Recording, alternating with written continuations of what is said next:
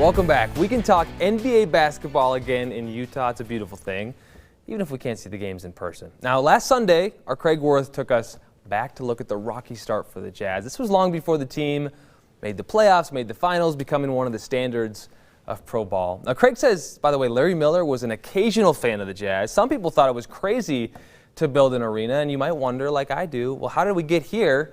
And that's why Craig is joining us live in studio. Hi, Craig. Well, greetings. Yeah, it was another one of those we know the story now deals, but who would have thought back then? Now, between the original cost and the remodels, there's about $250 million in the Vivint Smart Home Arena. And it's an amazing, successful venue for lots of stuff. But let me take you back to 1990 tonight. It was a piece of nondescript land on 3rd West. It was not exactly Salt Lake City's most sought-after real estate. Sure, we know the way it turned out on this lot. Oh, but it was a tough sell. Probably even tougher than it was for Larry Miller to buy the once money-draining Utah Jazz. Larry Miller needed the city to commit to $20 million in bonds to get the land and some improvements. Now, some thought he would just build the arena and then move the Jazz. I have to tell you that I do get offended when people keep raising the question because I've shown my colors on that deal. I can move Karl Malone and John Stockton. I can't move an arena. And that $45 million is sitting there, and I'm committed to it. And folks wondered, why would somebody want to build a $66 million arena in Salt Lake City? Again, a seemingly impossible dream 3 decades ago. We have before us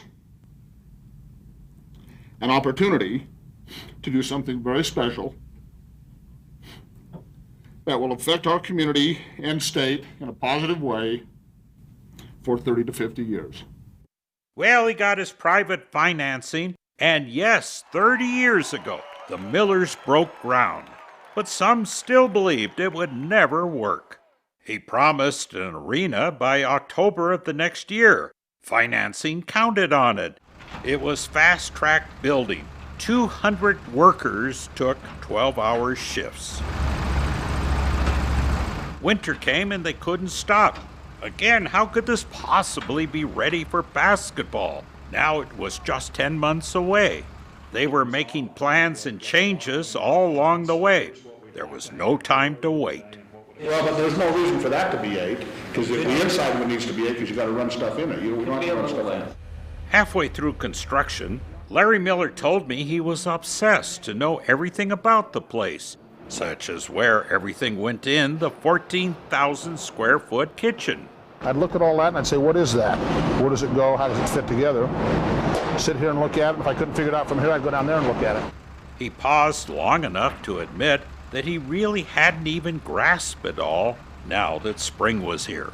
I think one of the things that has not sunk in yet is just the pure enormity of the building, the enormity of the project, and the culmination now of everything that's gone into it to get to this point, but I don't think it's sunk in and hit me yet.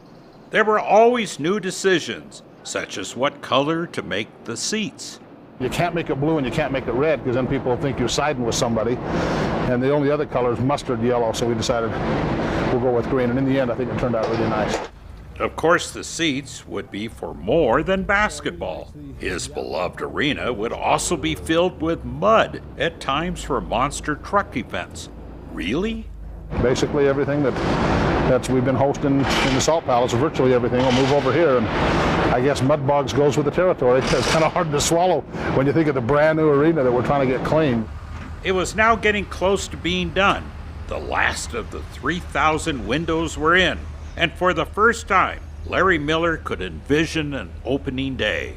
I guess, Craig, I'd have to say if you take family and church out of it, it's going to be the most emotional event of my life.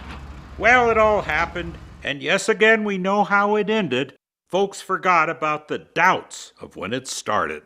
Oh, the first concert. Okay, it was Oingo Boingo.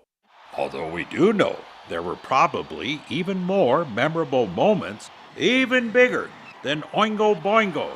Folks would never doubt again. Well, it brought back a lot of memories to look at those old tapes again.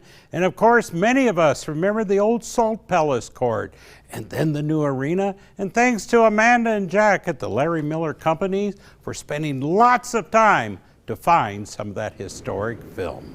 I recognized a reporter in there with a hard hat. Yeah, that reporter, he was a young guy. I don't know who that was. Looked a little like me, but not a lot anymore. Maybe, yeah.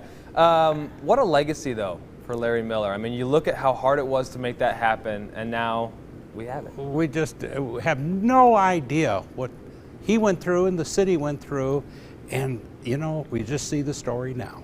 Well, we appreciate